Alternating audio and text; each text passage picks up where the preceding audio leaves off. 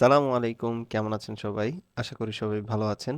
Welcome to green spark academy. আমি সাইফুল ইসলাম সাগর আছি আপনাদের সাথে। আজকে আমি দেখাতে চলেছি আপনাদের এক্সেলের গুরুত্বপূর্ণ কিছু ট্রিক্স যেগুলো আপনারা ব্যবহার করে আপনাদের প্রোডাক্টিভিটি আপনারা বাড়াতে পারেন। তো আমরা দেরি না করে সরাসরি আমাদের মূল ভিডিওতে চলে যাচ্ছি। তো এখানে আপনারা একটা ডাটা দেখতে পাচ্ছেন। আমাদের বলা হলো এখানে যে লেখাগুলো আছে সেগুলোকে আমরা আপার কেসে প্রিন্ট করব। তো আমরা মোটামুটি সবাই জানি আমরা আপার ফর্মুলা ইউজ করেই এগুলোকে আমরা আপার কেসে কনভার্ট করতে পারি। এর থেকেও সহজ কিছু উপায় আছে মানে দ্রুত কাজ চালানোর জন্য। তো আমরা পুরো এরিয়াটাকে সিলেক্ট করে আমরা এখানে আমাদের ফ্রন্টের যে স্টাইলটা আছে এখানে গিয়ে আমরা ফ্রন্ট স্টাইল চেঞ্জ করতে পারি। এখানে একটা ফ্রন্ট স্টাইল আছে, আমরা যদি দেখি এই যে এই ফ্রন্ট স্টাইলটা ইউজ করেও মোটামুটি আমাদের কাজ চলে যাবে। আমরা যদি এইভাবে আপার কেস করে নিই, এখন কন্ট্রোল পি দিয়ে আমরা চাইলে প্রিন্ট করলে আমাদের আপার কেসেই কিন্তু প্রিন্ট হবে। আমি যদি কাউকে এখানে ডাটা এন্ট্রি করতে দেই সেই ক্ষেত্রে সে যদি এই সেলে ক্লিক করে দেখতে পারবেন যে এখানে ইনপুট আপার কেস অনলি। সে যেখানেই ক্লিক করুক না কেন সেখানে একটা সে মেসেজ পাচ্ছে যে ইনপুট আপার কেস অনলি। তাহলে সে এখানে শুধু আপার কেসই কিন্তু ইনপুট করবে, তার একটা রিমাইন্ডার দিয়ে দিচ্ছে আর কি। তো এই বিষয়টা কিভাবে করব চলুন দেখা যাক। আমরা এখানে এমপ্লয়ি যে নেমের এরিয়াটা আছে এখানটা আমরা সিলেক্ট করে ডাটা ট্যাবে গিয়ে ডাটা ভ্যালিডেশন, ডাটা ভ্যালিডেশন থেকে আবার আমরা ডাটা ভ্যালিডেশনে চলে যাব। এখানে গিয়ে আমরা এনি ভ্যালু দিয়ে দিচ্ছি, দিয়ে আমি জাস্ট ওকে একটা মেসেজ দিব, ইনপুট মেসেজে চলে যাব। টাইটেল দিয়ে দিব, আপাতত আমি দিয়ে দিচ্ছি info, input message upper case only. আপনারা আপনাদের মতো মেসেজ সেট করতে পারেন এখানে।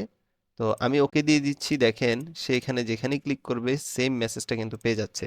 খেয়াল করেন এখানে যদি আমাদের এনআইডি ইনপুট দেওয়ার কথা বলে, খেয়াল করবেন এখানে যদি আমি টেক্সট ইনপুট দিই তাহলে আমাকে একটা ওয়ার্নিং দিচ্ছে, hey number only, are you sure continue. আমি যদি ক্যান্সেল দেই তাহলে কিন্তু আমার এটা ইনপুট নিল না, আমাকে একটা পপ আপ দিচ্ছে। তো আমি যদি দেই যে না আমি এনআইডি কালেক্ট করতে পারিনি, সেক্ষেত্রে আমি দিলাম এন এ নট অ্যাভেলেবেল। তো এটা আমি ইনপুট দিতে চাচ্ছি, এক্ষেত্রেও আমাকে সতর্ক দিচ্ছে number only, are you sure, yes. আমি ইয়েস দিলে সে আমার ওয়ার্নিং এর পরে আমার ডাটাটা কিন্তু ইনপুট নিচ্ছে, কিন্তু আমি যখনই নাম্বার এন্ট্রি দিচ্ছি সেক্ষেত্রে কিন্তু সে কোনো ওয়ার্নিং ছাড়াই আমার ডাটাটা ইনপুট নিয়ে নিচ্ছে। এবার যদি আমি মাইনাস ফিগারে দেখি, এনআইডি তো মাইনাস ফিগারে হয় না, তারপরেও মাইনাস ফিগারে দিলাম, দেখেন number only, are you sure continue. আমি ইয়েস দিলে এটা ইনপুট হবে, ক্যান্সেল দিলে না হবে না। তো এইটা কিভাবে করবেন, এটা করার জন্য আমরা যে এনআইডির যেই এরিয়াটা আছে এই এরিয়াটা আমরা সিলেক্ট করে নিলাম, করে ডাটা ট্যাব থেকে আমরা ডাটা ভ্যালিডেশন, সেম ভাবে আবার ডাটা ভ্যালিডেশন গিয়ে আমরা এখানে সেটিংস থেকে আমরা দিতে পারি হোল নাম্বার, যেহেতু আমাদের এনআইডিটা হোল নাম্বারই হবে, হোল নাম্বার বিটুইন কত থেকে কতর মধ্যে। আসলে এটা তো আসলে আহ, বলা মুশকিল, কারণ এনআইডি তো অনেক বড় নাম্বার হয়, কত থেকে কত বড় হবে সেটা না দিয়ে আমরা দিতে পারি যে greater than, greater than zero, জিরোর বেশি হতে হবে, মানে মাইনাস ফিগারে আসবে না।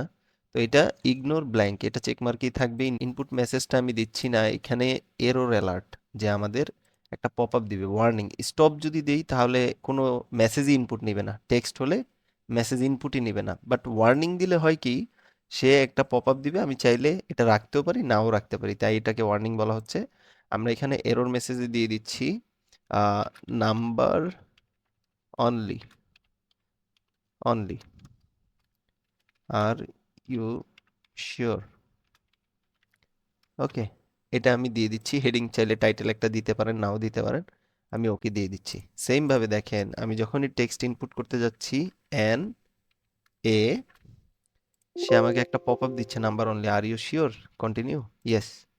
আর যদি নাম্বার দেই তাতে আমার কোনো প্রবলেম নেই যেহেতু জিরোর উপরে আছে।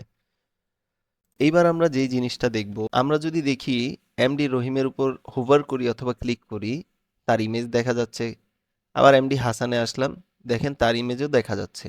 তো এইভাবে আমরা কিভাবে আমরা ইমেজ ইনপুট দিতে পারি আমাদের এমপ্লয়ির নাম, অথবা আমরা আমরা যেটাই চাই, ন্যাশনাল আইডি চাইলে ন্যাশনাল আইডি কার্ডের ছবিও আপনারা ইনপুট দিতে পারেন। সেটা কিভাবে, আমি জাস্ট এখানে যে সেলটা আমি চাচ্ছি সেটা রাইট ক্লিক করব, রাইট ক্লিক করে এখানে একটা নিউ নোট দিব। এটা একটা নোট। আমার লেখাটা আমি পুরোপুরি ব্যাক স্পেস দিয়ে কেটে দিলাম। দিয়ে ঠিক কর্নারে, ভালো করে খেয়াল করবেন, ঠিক কর্নারে কার্সারটা যখন আমার এরকম হয়ে যাবে, এখানে রাইট ক্লিক করে ফরম্যাট কমেন্ট, ফরম্যাট কমেন্টে আসবো। আসলে এখানে কালার্স অ্যান্ড লাইন পেয়ে যাবেন। কালার্স অ্যান্ড লাইনে এসে কালার্স তো আমরা সিলেক্ট করব না, আমরা চলে যাব ফিল এফেক্টস। ফিল এফেক্টসে গিয়ে আমরা পিকচারে চলে যাব। পিকচার থেকে সিলেক্ট পিকচার। পিকচারটা আমরা কোথায় পাবো? From file. পিকচারটা নিয়ে আসতে পারি, একটু লোড নিচ্ছে। আপনারা চাইলে যে কোনো একটা পিকচার্স দিতে পারেন। আমি এটাই দিলাম, আবার ইনসার্ট দিয়ে দিচ্ছি, ওকে দিয়ে দিচ্ছি, আবার ওকে দিয়ে দিচ্ছি। দেখেন এটা একটু এভাবে আসতে পারে, আপনারা জাস্ট কাস্টমাইজ করে নেবেন। ওকে, এবার বাইরে ক্লিক করে দেন, খেয়াল করেন চলে আসছে। তো এইভাবে আপনারা ইমেজগুলো ইনপুট করতে পারেন। কপি পেস্টের এই বিষয়টা আমাদের খুব বেশি ব্যবহার হয়। অনেক সময় ডাটা এভাবে আসে আমাদের, যে দেখেন এখানে আমার নেম আছে, এনআইডি নাম্বার আছে, name NID number, name NID number. তো আমাদের বলা হলো নামগুলো তুমি এক পাশে রাখবে, ন্যাশনাল আইডিটা এক পাশে রাখবে, বা নাম্বারগুলো এক পাশে রাখবে। এখন আমি যদি এটা করি, কপি পেস্ট করে করতে করতে আমার বহুত সময় লাগবে। এটা কিন্তু অনেক সময় সাপেক্ষ ব্যাপার প্রত্যেকটা। এখানে যদি হাজার হাজার ডাটা হতো, সেক্ষেত্রে কিন্তু আমরা বিপাকে পড়ে যেতাম, তাই না? তো এইটা কিভাবে খুব দ্রুত করা যায় সেটা আমরা দেখব। আমরা এই এরিয়াটাকে পুরো সিলেক্ট করলাম। আমরা কন্ট্রোল জি প্রেস করব, কন্ট্রোল জি করে স্পেশালে যাব। স্পেশালে গিয়ে আমরা এখান থেকে কন্টেন্ট, আমরা কি নিব? এখান থেকে আমরা নিচ্ছি শুধুমাত্র কি টেক্সটটা নিব। ওকে, টেক্সটটা নিব। ওকে, টেক্সটটা সিলেক্ট হয়ে গেল। কন্ট্রোল সি দিয়ে কপি করে এখানে কন্ট্রোল ভি দিয়ে পেস্ট করে দিলাম। ওকে, একইভাবে আমরা নাম্বারগুলো এখানে নিয়ে আসব। কিভাবে? আমরা সিলেক্ট করব, সিলেক্ট করে কন্ট্রোল জি প্রেস করব। জি প্রেস করে আমরা চলে যাব স্পেশালে। আমরা কি নিব? আমরা দ্বিতীয়টা এসে আমরা নিব শুধুমাত্র নাম্বার। এবার টেক্সটও নিব না, ঠিক আছে? শুধুমাত্র নাম্বার নিব। ওকে প্রেস করে দিচ্ছি। দেখেন নাম্বারগুলো সিলেক্ট হয়ে গেল। কন্ট্রোল সি দিয়ে কপি করলাম, এখানে এসে কন্ট্রোল ভি দিয়ে পেস্ট করলাম। ঠিক আছে? লাস্টে তাহমিনা আক্তার, ওর নাম্বার কিন্তু নেই, তাই না? তাই এখানে আসেনি, বাট নাম্বারগুলো কিন্তু চলে আসছে সুন্দরভাবে। ফ্রিজ পেন, ফ্রিজ পেনটা আমাদের খুব বেশি কাজে লাগে যখন আমরা ডাটা বড় হয়। নিচে স্ক্রল করছি, আপনারা দেখতে পাচ্ছেন যে আমাদের হেডিংটা কিন্তু চলে যাচ্ছে। এই যে ডাটাগুলো আছে, এগুলোর হেডিংটা থাকলে আমার রিড করা বেশি সহজ।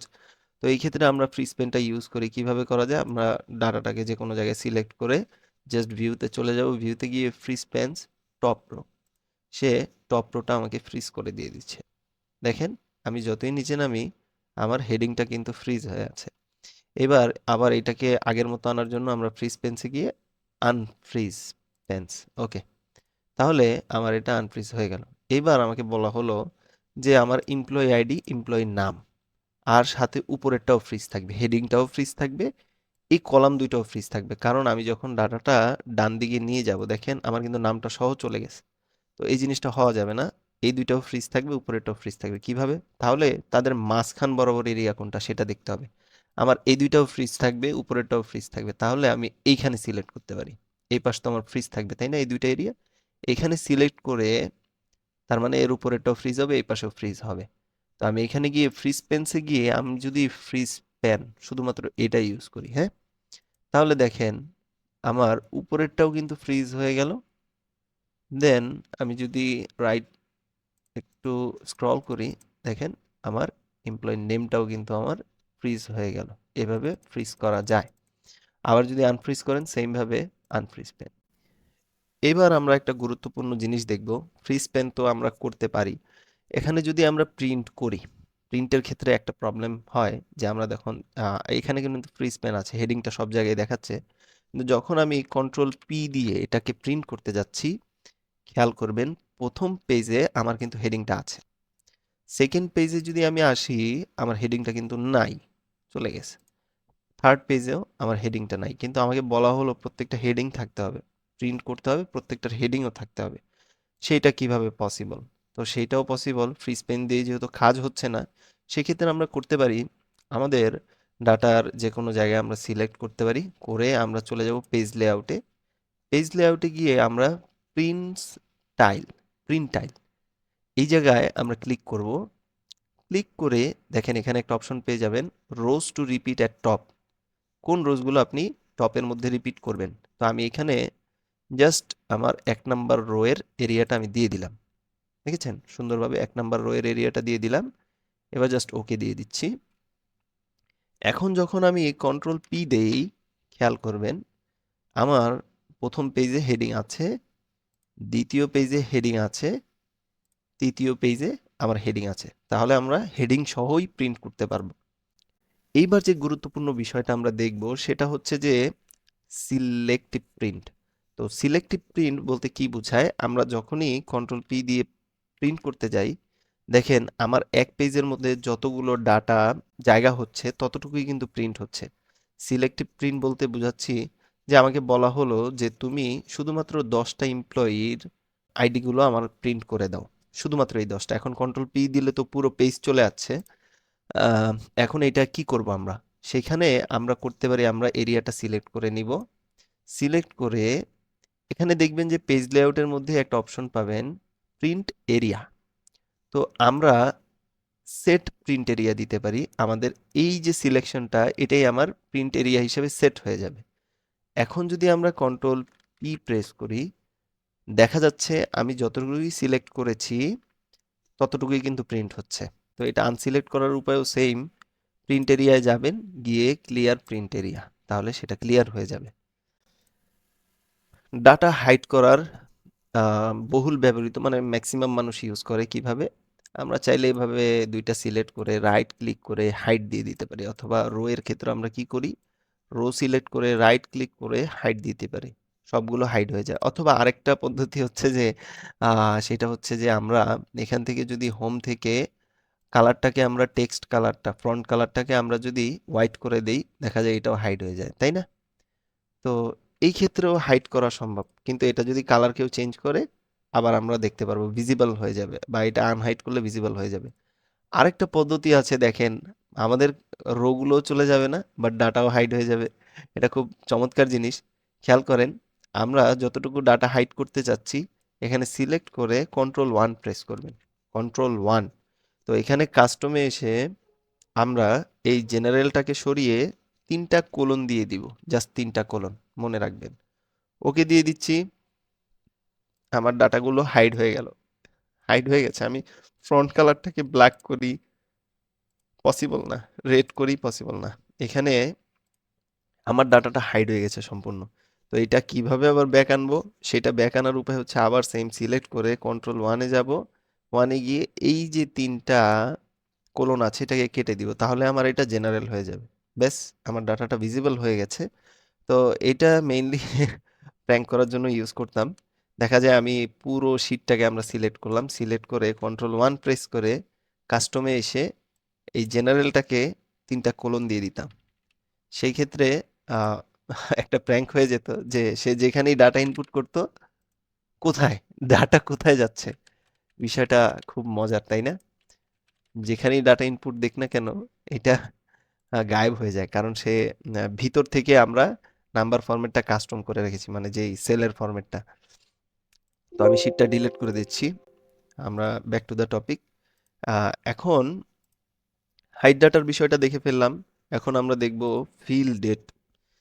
ফিল ডেট আপনাকে বলা হলো, বা আপনার এমন কোনো কাজ প্রতিদিন করতে হচ্ছে যেখানে আপনার রেগুলার কিছু একটা ইনপুট দেওয়া লাগছে, প্রতিদিনের তারিখ আপনার ইনপুট দিতেই হয়।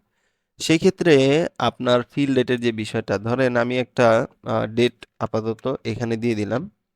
এই ডেট থেকে আমার 90 দিন ডেট বা 80 দিন ডেট বা 70 দিন ডেট আমার দরকার ধারাবাহিকভাবে। সেই ক্ষেত্রে আপনি কিভাবে করবেন, ধরেন আপনি এখান থেকে এইভাবে টান দিবেন। এক্সেল ভেরি মাচ স্মার্ট, আমরা জানি।